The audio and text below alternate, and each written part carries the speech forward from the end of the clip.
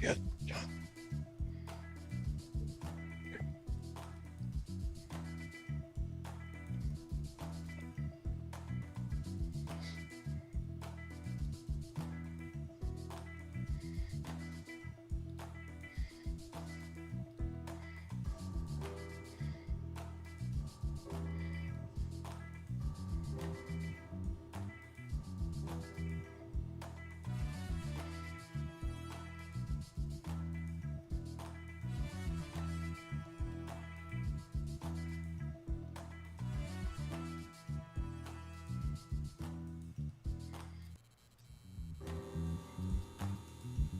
Broadway Sports Media.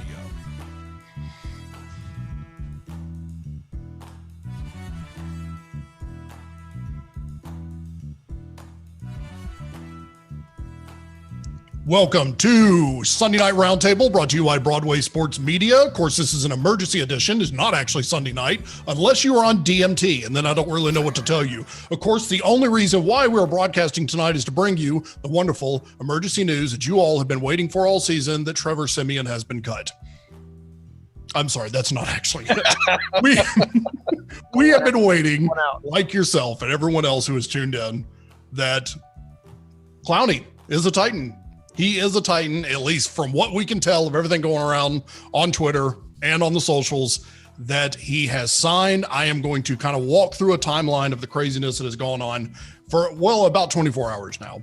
So it started yesterday locally. Brent Doherty of 3HL had tweeted out, I'm hearing that Clowney will be a Titan as early as this evening. I know there's probably a few out there that are going to say, no, he didn't really have it, blah, blah, blah. Look, where he got it from, he never said his source, but at the same time, he was the first one to kind of get it out there. He did say as early. He did say, exactly. Yeah. He said as early. So that is where I'm going to give him a little bit of sympathy. But going from there, obviously, that Vine died overnight. 5:45 today, Diana Rossini had tweeted out that Clowney was expected to sign. And then that started off a tweet storm of contradictory reports, people trying to confirm.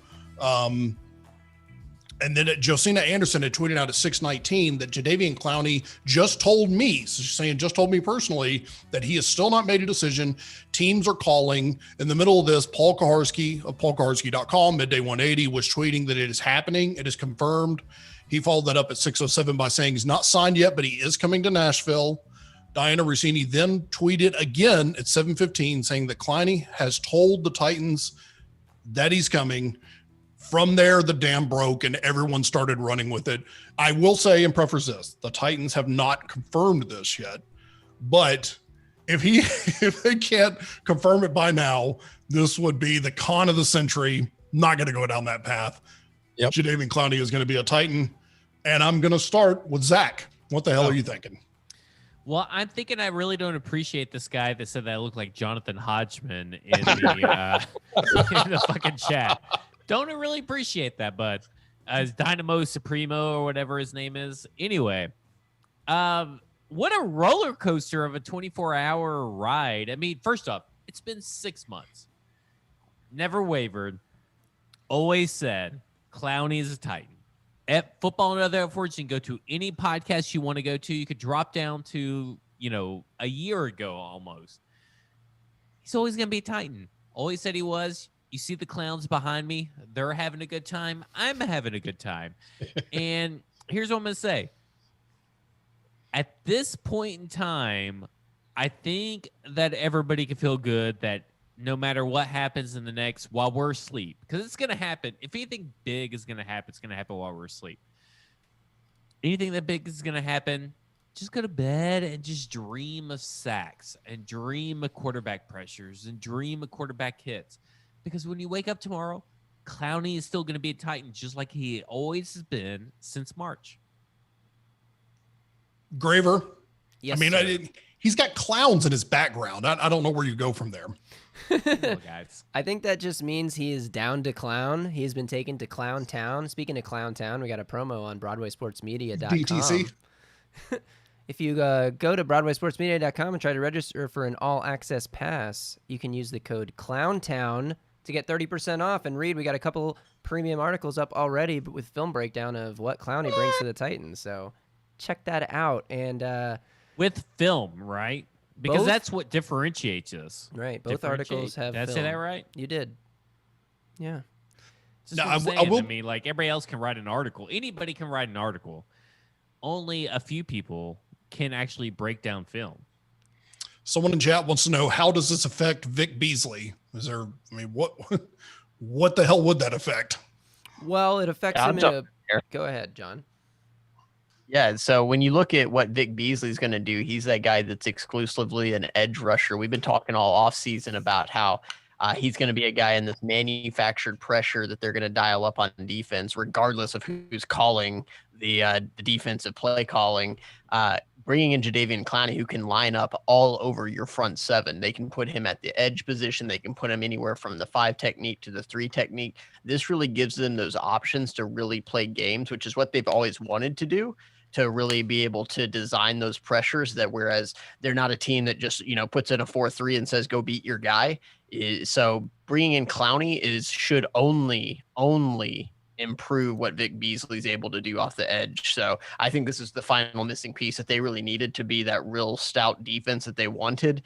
So I'm excited to see what they do. But yeah, as far as Vic Beasley goes, this just improves his stock.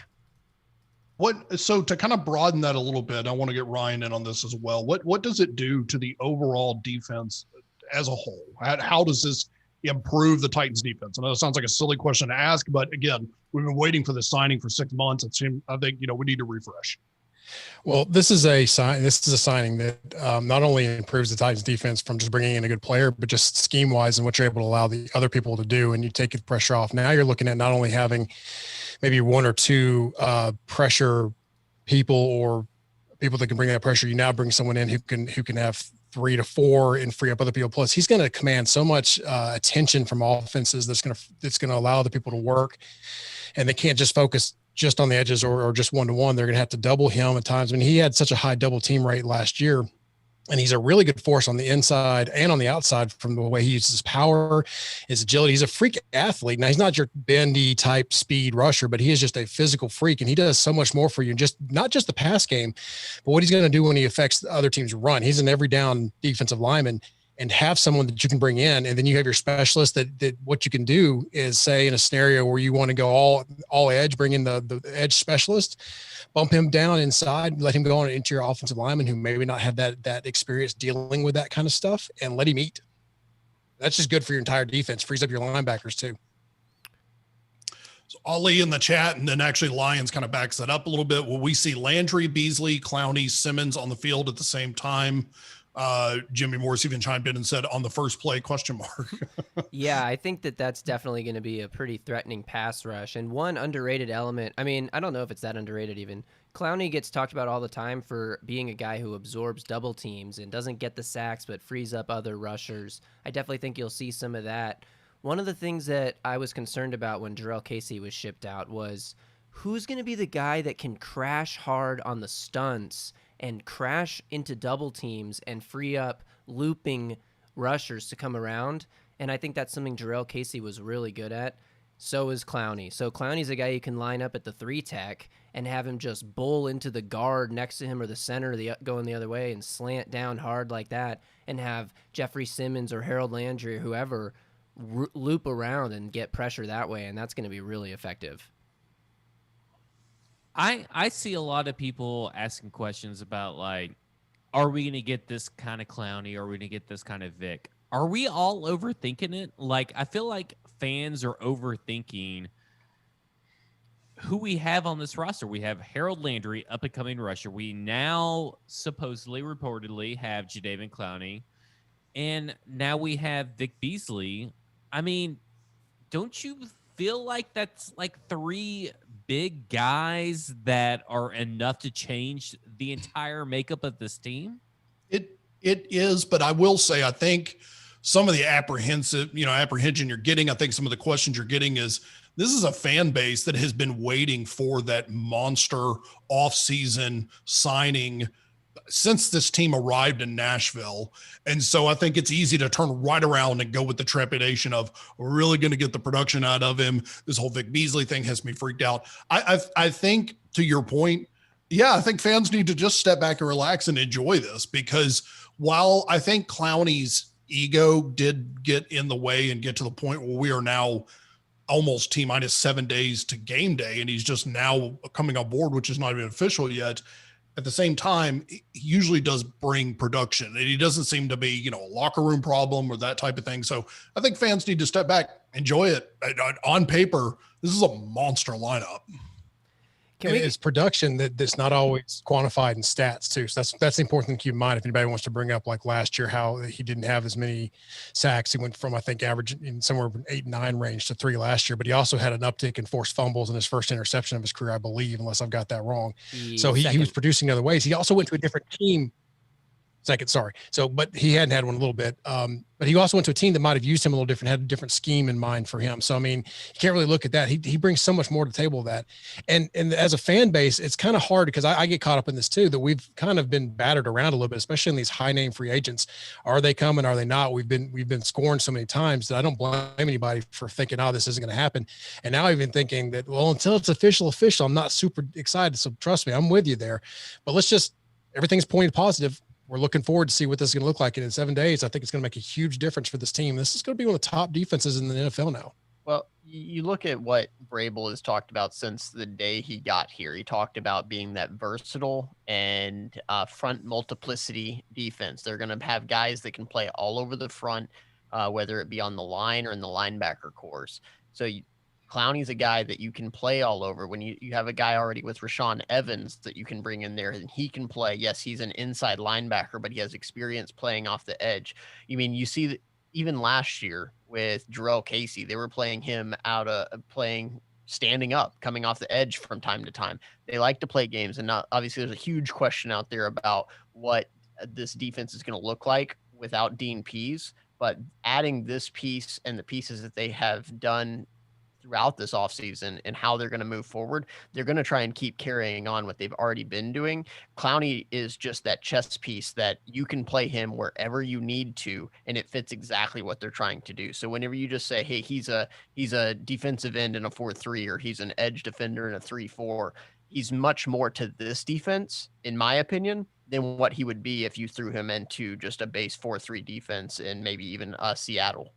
Or a New Orleans, which I think is what – like Ian Rappaport tweeted out yesterday as part of the whole, or was that yesterday or 2 days ago, whenever the whole crazy, I guess it's 2 days ago, frenzy on Thursday, Rappaport tweeted out that the Saints were pitching to Clowney that he would play on the right side of their 4-3 or something. I'm thinking like that pitch is going to turn Clowney off. Like Clowney's a guy who needs, this is one of my favorite things about Clowney, watching his 2017 footage when Mike Vrabel was a defensive coordinator, was it seemed like Clowney had the freedom just roam the line of scrimmage, look for a matchup that he wanted to exploit along the interior or outside of the offensive line, and he would like creep up right before the snap and tap his teammate on the shoulder and say, I'm coming in like on your right or whatever, so that his teammate, so they knew he was coming. And Clowney would just like eat the interior lineman alive because his quickness and his explosion off the line, he's way too quick and strong for those interior guards. And even if he doesn't get home for the sack, he moves the quarterback off his spot by rushing from the inside. I mean, think about Clowney's power inside with Landry and Beasley. Clowney and Simmons next to each other, pushing the pocket with Beasley and Landry coming around the outside. Oh my God. I mean, that is so exciting. I'm excited. Yeah. If you could have told defenses in the NFL last year that they could have Clowney and Beasley, without even Landry included, by the way, they would be salivating. Defensive coordinators would be salivating at the thought of that. And now that we're, from March to now September, in 6 months, that we're kind of tired of Clowney and then very sour on Vic Beasley, both is very, understandable. But you have to understand, Harold Landry is still on a rookie contract, and he had 9.5 sacks last year. Vic Beasley would have easily been the second leading sack total artist. And now you have Jadeveon Clowney. This this is a fucking good team. This is a top 5 defense. This is the best front seven the Titans have had since Haynesworth was here. Easily. Easily. Let me say this. I think it's even better than when Haynesworth, Van and Bosch, and I think it has potential to be. Let's see him on the field, but I think it has potential. Our defense. Let me say this. Our front seven may not be that way, but our defense is really good because let me tell you this. When the pass rush went away, Michael Griffin got exposed. Cortland Finnegan got exposed. We've already seen what Adoree Jackson, Malcolm Butler, and are. I was going to say Logan Ryan, but he's gone. We've already seen what those guys are with a lackluster pass rush. So now we have a really, really good pass rush with Jeffrey Simmons. And all these guys that we've added with Vic Beasley and Jadeveon Clowney, and I don't know. This could be one of the best defenses that the Titans have ever seen, at least since the 90s. I want to know what you guys think. There's this still game... a lot of potential. I was just going to say, like, how different do you think the Chiefs AFC Championship game, take the same Titans defense that played in that game, how much different is that game if you add Clowney? I mean, in my mind, they upgraded at nickel cornerback as well. They have a defensive line with obviously Jeffrey Simmons taking the next step. Like, if you just add Clowney to that defense, how much different is that game? I mean, you're potentially looking at the, Titans going to the Super Bowl. I mean, the Titans were hanging on in the game. It eventually got out of hand, but yeah, no, I see that, flopping in their favor. So maybe he runs down right before half. Who knows? Right. I want to dive into chat just a little bit. Ali had thrown another question in there with Clowney's injury history was over under and how many games he plays this season. I'll broaden that to level of concern with his injury history. I'll start with you, Graver. It is something to be definitely aware of. I mean, it seems like he gets injured almost every year, but I do think he plays through it more than he gets credit for, and he gets like dinged up with these nagging injuries, but that's something that every football player goes through, and maybe it's a little more visual and public for Clowney just because he still lives with the stigma of his last year at South Carolina kind of like taking plays off or not going super hard because he was saving himself for the NFL. I mean, when I watch the tape on Clowney, I see a guy who's like chasing down running backs 30 yards downfield. Like, I don't see a guy who takes plays off. But when it comes to the injury stuff, it's actually interesting because one of the not famous, but somewhat famous Mike Vrabel quotes from back when he was in Houston with Clowney was that I think JD has really learned how to play with some of his injuries and understanding that that's just part of being in the NFL. And that's kind of what you saw last year in Seattle. He had like a hernia injury that he played through the whole year and knocked Carson Wentz out of the playoffs, which, knocking starting QBs out isn't a stat that you see in the box score, but, it's valuable, not to be too insensitive. But so I think that if he gets hurt, he'll play through it and that'll be a thing. And like, I'm not concerned that he misses a lot of time with injury. And there's something that's interesting is one thing we heard all along was like the Titans wanted to bring him in for a physical before they worked out a deal. Well, it seems like he hasn't been in for a physical yet, but the deal is done. So is that actually true? Did they ever need to see him for a physical? Probably not, right? And that starts to dive back into something I'm not going to spend a lot of time on. I'm actually going to move right past it, which is fan conjecture of trying to throw out that you're an insider behind the scenes and Clowney is going to sign by X. Over the last 6 months, how many people have we seen pop up that have done that kind of stuff? But you do bring up a good point. I mean, we still don't know the particulars. Did he have to come in for a physical? Does he still have to do it? What are what's the processes here before the Titans announce it officially? And I will kind of dive into this. It looks like Pro Football Talk is the only one that has mentioned kind of a rumor of a contract of 1 year, $12 million. Do we have any other data than that? Nothing I've seen come across Twitter, and I have all the alerts for the important people that will do it. But still 1 year, $12 million? Are you kidding me? Are you kidding me? I mean, we paid $2.5 million more for Jadeveon Clowney over Vic Beasley. No offense to Vic Beasley. A little bit of offense, a lot of offense. Just a touch. Yeah. But are you kidding me? We got Jadeveon Clowney for $12 million. Like, good I mean, Saints, just turn away the private chef and just say, take your boiled steak, throw it in the trash, and we will be able to pay you that extra $2-3 million. I mean, it's ridiculous. I mean, Jadeveon Clowney for $12 million cements. Let me just say this. It cements, no matter what Jared Stillman says, John Robinson as the best general manager this franchise has ever seen. First off, no offense to Floyd, as far as I respect what he's done up until he destroyed our cap, Yeah, until locked 2004. Steve McNair out of the building and all that kind of stuff. You know, let's forget that. But John Robinson is easily the best general manager we've ever had. I mean, he's great. And if he gets Jadeveon Clowney for $12 million, oh my God. And I've watched a lot of Friends, so that's why I did the my God like that. What he's referencing is Jared Stillman had tweeted out in all caps, John Robinson, that is too much money, referencing the Pro Football Talk rumor of $12 million for Clowney. To which I tweeted out, back in my day, we used to pay players $60 and a carton of Lucky Strikes, and they were happy to get that. I get so tired of hearing this is too much for X. Based on the cuts that the Titans made earlier today, the question marks surrounding Vic Beasley, I would have been comfortable with the Titans tacking on a few more million to that price tag if they had to, just to clear this up. We are 6 days away from the first game. 6. I thought it was $15 million. Yeah, I mean, like, right. if someone told me that he was signing $15 million. Yeah, I was okay if the reports come out that it's $15 million for this 1 year. I would have been like, okay, that's a little whatever, but I'm good with it. So I mean, 12, yeah, we're good. I do want to go back to what Zach was just referencing with, if you haven't seen the picture of this dinner, whether it happened or didn't happen with the Saints and whoever's personal chef, I'm confused on whose personal chef it was supposed to be, whether it was Clowney's or the Saints or Sean Payton's. Clowney's personal chef. I tread lightly when I say this, but that wasn't a good looking meal. That was questionable. That steak looked boiled. Look. How are you going to be from Houston, so Texas, and you're going to be putting out steak like that? Like, just one of the places And first off, good Lord.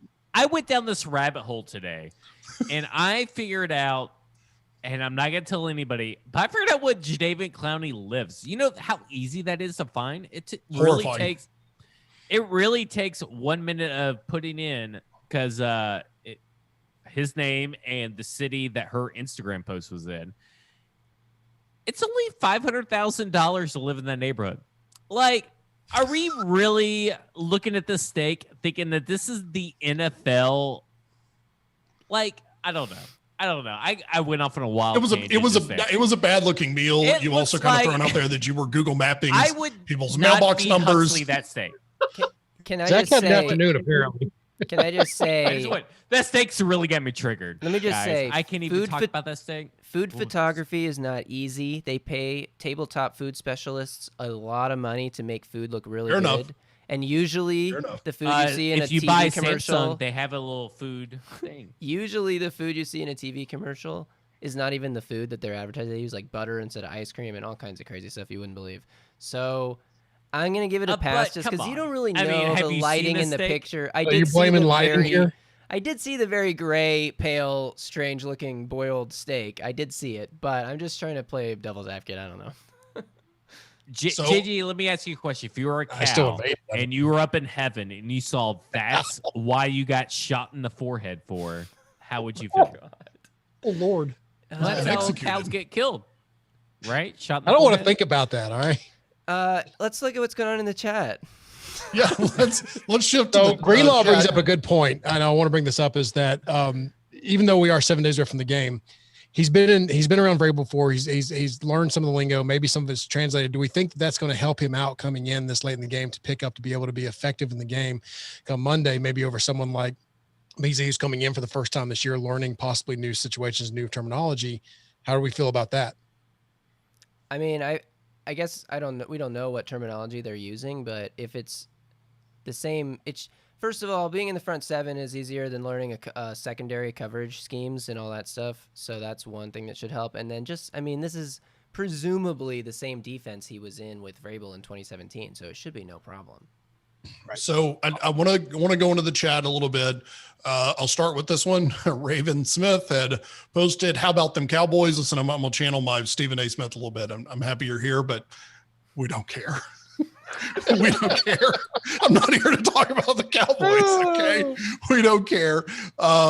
Someone else in the chat. Oh, and I've lost it. I apologize. I'm going to go right to Greenlaw. Safe to say, Clowney is farther along than Vic in terms of learning the defense. Thoughts on that? Sorry, yeah, that's what I was just saying. Yeah, sorry.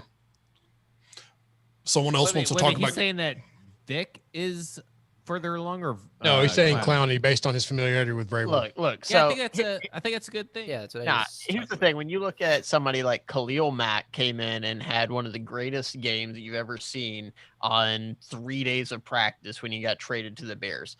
If you can't find a way for Clowney to be effective in some sort of sub package with limited amount of practice, that's coaching malpractice. Agreed. If you're an athlete like that, also this goes for Vic too. Vic is a guy who is supremely athletic as well. So I don't care how long you've been in the system. Obviously, if you're looking for a guy to play every single down, but you can find a way for a dude to impact a game, even if it's just in sub packages. Jeff Lyons says, props to J-Rob in all areas that lost us games last year: rushing, kicking, quarterback, and nickel. All items have been addressed. Do you agree? Yeah. That's I fair. mean, they have been. I mean, I don't know what else you want to say. Even if Clowney does not come to the Titans for whatever reason, if something has happened and he decides not to, he's tried addressing that position. And I think that was one of my big things that I've seen over the week, when it was thought that the Saints were going to get him, was that like, oh, well, J-Rob just, is ignoring the pass rush. The dude is going all in on Clowney. I mean, he's there. He's trying. Just let it happen. And if Clowney, for whatever reason, takes a ridiculously less amount of money, there wasn't anything that J-Rob could have said. He could have said, I'm going to give you an Oscar. You're going to get the whole EGOT. You're going to get the Emmy, the Grammy, the Oscar, and the Tony. And he's still going to go sign somewhere else. So it really doesn't matter. Full EGOT. J-Rob like is that. always going to do what he needs to do to get a player. Ashton Hill wants to see Titans sign Dobbs as a backup. Why? Is he going to play edge? I want to throw that out there just specifically to see Zach's reaction. I mean, he just got cut with Mike Glennon. Mike Glennon and Dobbs both got cut. And who's the backup in Jacksonville now? Oh, Jake Luton. I'm just going to warn you, if anyone posts in this chat, now we're probably going to get flooded with it, anything about going and trying to lure Mariota back, I will find your IP and ban it specifically. Is anyone else feeling optimistic about Beasley? I think he's a sleeper now that we have Clowney. Actually, I kind of like that question a little bit because I know we know nothing about Beasley except Buck saw him riding a bike and he's been practicing on a side field. But at the same time, I really hope anecdotally that maybe this somehow lights a fire a little bit, that coming out of the gate, Vic Beasley is effective and that we do have this two-headed monster. Can't be a bad thing. And maybe it changes from him having to be like the perceived guy for pass rush pressure, then maybe he can be a little more at ease, that he just needs to be himself and play when he knows that he's got other people to help. So I see this as all a win-win-win for the Titans. And there's nothing, I mean, the contract doesn't sound bad.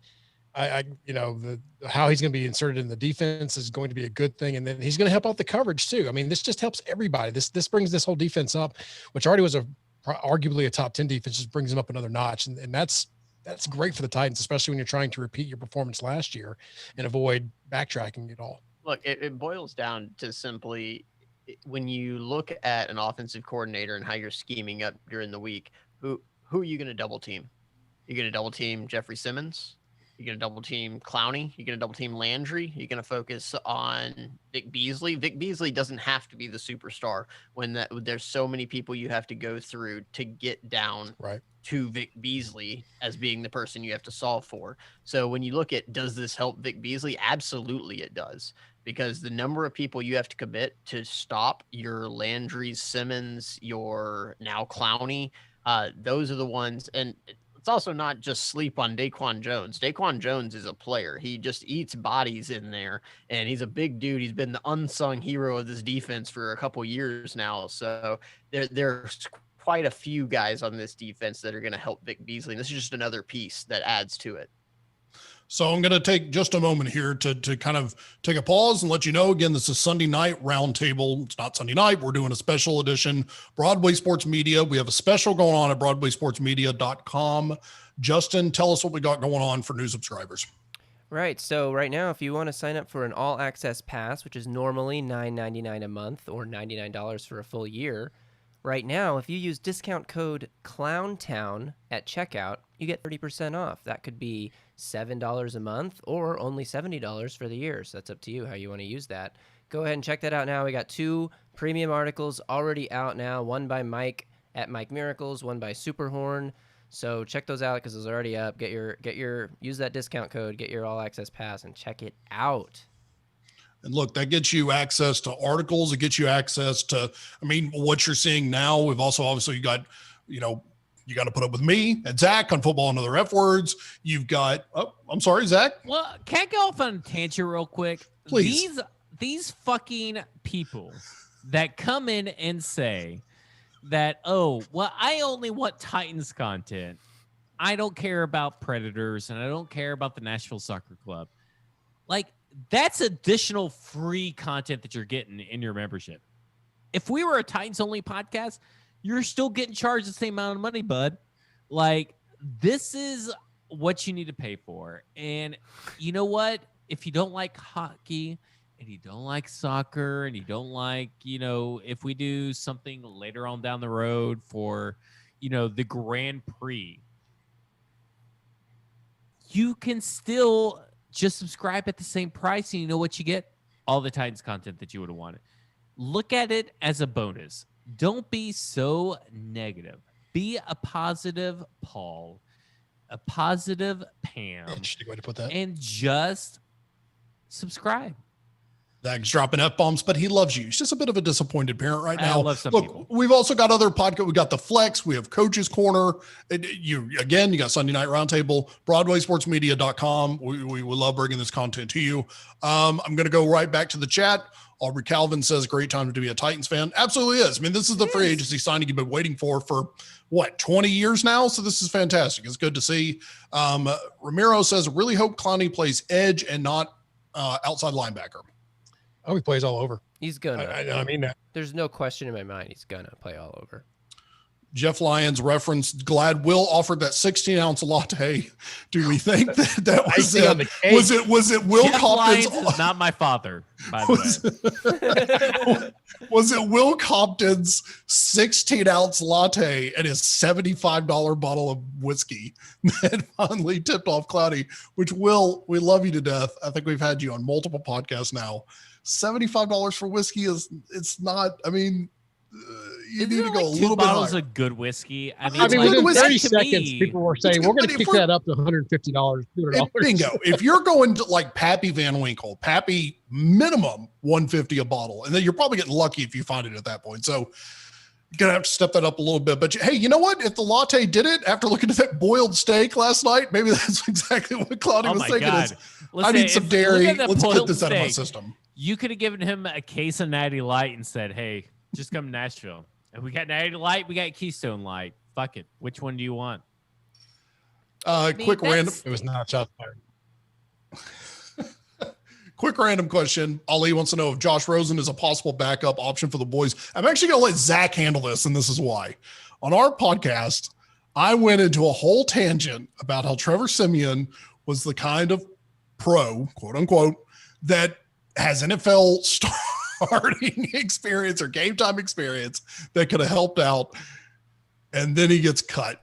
leaving me to look like a dumbass. So Zach, please, by all means. Here's what I'm gonna say is that cut day is such a weird day because there's about like 800 NFL players lose a job. And while I don't believe in a player, doesn't mean that they shouldn't believe in themselves. And I will say this, that I knew just Trevor Siemian doesn't have it to be on this team as a viable backup. And was that nice? I don't know if that was nice or not, because then now I'm trying to, whatever. It just isn't. And let me say this, is that I would go with Josh Rosen. I don't know if that would fix anything. I don't even know if he'd really beat out Logan Woodside. This team loves Logan Woodside. He has been practicing all off season long during the pandemic with receivers that matter on this offense. This sudden brain fart, for people to forget that, it's just weird. Like, you're supposed to cover this team, and you're supposed to cover this team, 24/7, 365 days a year. Just look at the evidence.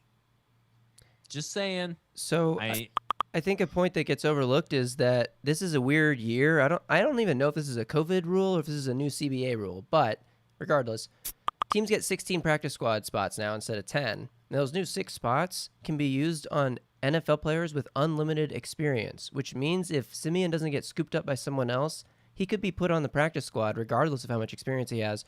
Or they could have figured out what they had with Cole McDonald, knew that he wasn't the guy for this season to be a backup, but they could bring him back on the practice squad and look at him as a long-term development guy, and they maybe use the last couple of weeks to get Siemian in to understand the system, to take the training camp reps that the QB needed so that he can be available if something disastrous happens to sign off the street already knowing the system. So I don't think Rosen is really an option over those guys because, like you said, like Woodside being here and throwing with the receivers and knowing the system, and like not just knowing the system, but really knowing the system. Like Josh Rosen would have to learn the whole system from scratch. Josh Dobbs would have to learn the whole system from scratch. I don't think that they're going out and upgrading the backup quarterback position. Now, John Robinson is always looking for upgrades, but yeah. Dobbs can't even learn how to... Dobbs is a very smart player. Dobbs is very smart. Let's not go there. Engineer, rocket scientist. I mean, like smart and translating it to on the field purposes. If you go listen, like in all seriousness, they did special him breaking down stuff. That dude gets defenses and gets how to read things. I mean, that's not the problem. Just like a Madden programmer, pretty much. Is probably what you're like saying. I think he knows more. He understands the game on multiple like 40 chess levels. Anyway, exalting these SEC quarterbacks that happen to have a brain. I'm not because clearly I don't think he's a fit or anything. And that's what I'll say about the backup quarterback too. First of all, we had a couple of people point this out in chat as well. That have said Rosen might not even stand a chance to clear waivers to the Titans. And that's true. I think that Mike tweeted out that it's like 28 teams he's going to have to get through to get to the Titans, I believe. So there's that chance. But again, if you look at your backup quarterback, the Titans were in a very unique situation last year where you brought in a guy you traded for Tannehill to bring him in to compete at some point. I mean, that's obviously what was going on. Hindsight being 2020, obviously as well. So that's a very unique situation. It doesn't happen every year. Doesn't happen every team. I mean, if you look around the NFL to the NFL teams' backup quarterbacks, I'm sure 95% of them, whatever works out, would say we wouldn't be comfortable if we had to rely on our backup quarterback for a large stretch of the season. So, I mean, it's one of those things where you kind of have to understand that that's just what it is. You get your back quarterback to be a guy that can just get you through and can maybe get you through some tough times, just not lose. So, I mean, like that's a great point about bringing the extra guys in on the COVID extended practice list that are familiar with the system, that maybe they can just come in and contribute. They're just bodies at that point, because you never know what's going to happen as you go through the season. But I don't think that there's a savior out there, because I'm not sure Rosen would be any better than the guys that we mentioned. Just throwing it out there, because he'd have to come in and learn a whole new system too. So Can I ask a question to Lebowski real quick? Yes. Please don't. Okay, hold on. I want to ask a question to actually Boren and Lebowski.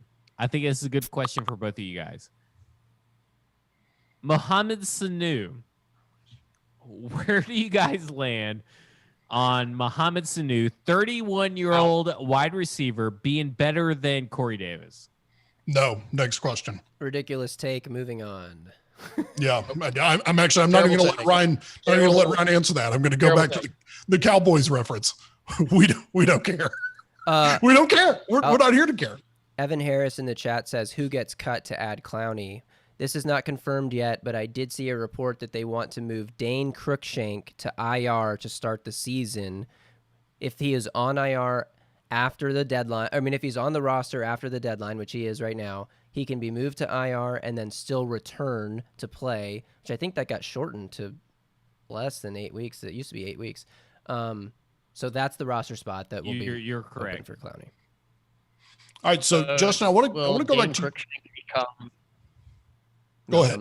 Will Dane become the Malcolm Butler of 2020, and whether or not we can bring him back off of IR? One can only hope, because we spent an entire half season and off season giving Buck Rising absolute hell for that. Buck is a favorite. Well, now he thinks that Isaiah Wilson's going to get cut. That's the big thing. Isaiah Wilson is a bust, and he's going to get cut. I'm not going on that road. I'm not going on that road with Zach, because we'll get off on the side quest, and we don't have time for that. Graver, I want to go back to your point. You said you had a specific point. What? Oh, please, dear. I wanted to go to your specific point, Graver, that you had about the Denver matchup. Take it away. So I think we're making a big deal about how little time Clowney has to come in and learn the defense, and we've mentioned it's Variables defense that he's already played in. But the flip side of that is Denver presumably been at least, not actively preparing, but looking ahead to the matchup with the Titans with no Clowney on the field, using Jarrell Casey maybe to get some tips about how the Titans defense functions and how they line up against certain looks or whatever. But the Titans defense is going to be pretty different than the one Jarrell Casey played with. Logan Ryan has a very different skill set than Christian Fulton if he gets the nod on the field early. And Clowney is a versatile piece that Casey would have no idea how he plans on being used. And the Broncos are going to be suddenly diving into 2017 film with Mike Vrabel of Clowney's defensive coordinator to see maybe what they can expect. Do you guys think the Broncos had assumed Clowney would be a Titan and have already been preparing for it? Or do you think that this throws a wrench into what maybe their plans could be? Ryan, why don't you take that one first? And he's not paying attention. Zach, go ahead. Here's what I think is that I'm not too worried about what Jarrell Casey is going to bring to the table, because it's a totally new offense, which means that he's trained for Marcus Mariota defense. And then we also have that Shane Bowen could be calling the plays. Whatever, it's very minimal. That's what I'm going to say. It's very minimal. Any wisdom he can impart in this short a time, if he already hasn't done it. If he's just waiting, oh yeah, this week, I'm gonna do it. I'm gonna tell everybody. What good does that do anybody? Give me a break. And now we have Jonnu, we have AJ Brown. This isn't your granddaddy's fucking Titans offense. And I'm going to throw the F-bomb on there because I feel like it needs to be there for emphasis. This isn't it. This isn't what Jarrell Casey's used to. He's not used to this play caller. He's not used to anything. And to me, this defense with Shane Bowen calling similar plays but different terminology, it's going to take an effect. Ryan, what do you think? Non-factor. Yeah. So here's the thing, and I agree with Zach there, and for another reason as well, because if you look at it, if a team, most teams don't change as far as what they do if they change coaching. If they keep the same coaching staffs, they're going to do scheme wise the same, right? They're going to have the same kind of lineups and everything like that as far as how they attack, but they're going to change communication. They're going to change the way they do things, because if this was the case and the way NFL spy Belichick, you would, if you didn't change these little things from year to year, then you would be found out every year. So these things are going to change anyway. And Casey's going to have no clue what the new communications are. He's going to have no clue what the little wrinkles are this year. And they're going to game plan something new for Denver this year coming up than they ever have before. And I'm not sure why everybody's laughing, because I'm going to miss something there. But JG. But so I'm not as concerned. Yeah, what he could do though is he could give light into maybe a player's weaknesses, maybe the Denver, an insight to what Denver wouldn't have known as far as attack this guy here. I don't think it's a huge deal, but he could bring some of that to them when they're asking him questions about how to tackle Lawan, how to attack Ben Jones, and those kind of things, and what to look for if he picked up anything from practice that was a habit forming thing over the years. Now that could play in. I don't see it being a huge difference. I mean, there's teams that were picking off backup quarterbacks to try to get the playbook, and that didn't seem to do much good. So, I don't think it's a huge deal, but he could possibly give some tips and tricks. Graver, I'm going to give you the last word here. Any last thoughts before we part on the whole situation as a whole? I think that Titans fans who are like apprehensive about this or worried that Clowney is going to be overhyped or whatever need to understand that this is legitimately he is legitimately one of the most talented defensive players that the Titans have ever had. One of the best like one-on-one matchup winners that they have had since Javon Curse was rushing off the edge. And he legitimately takes this team from the contending for the division to contending for the Super Bowl. And I think that like he really is a game changer, and I don't think it can be emphasized enough how important this signing is at this late hour when the outside linebacker depth was down to 4 players. We were wondering who was going to even be healthy for week 1. That this is huge, and it's a reason to be very excited about the upcoming season. I love it. All right. That is going to do it for us. Sunday Night Roundtable Emergency Edition. We had to get in here and discuss Jadeveon Clowney. He's on board. As soon as we get the Titans to confirm it, we're gonna bring it to you. BroadwaySportsMedia.com. It's where you can find this content and everybody else's podcast, articles, multi-sports coverage, everything you want for pro sports coverage in Nashville. We really appreciate you tuning in. We're going to bring more of these to you, obviously, with the name Sunday Night Roundtable. We plan on doing these after each and every Titans game. So be prepared to tune in. We look forward to it. Have a good night.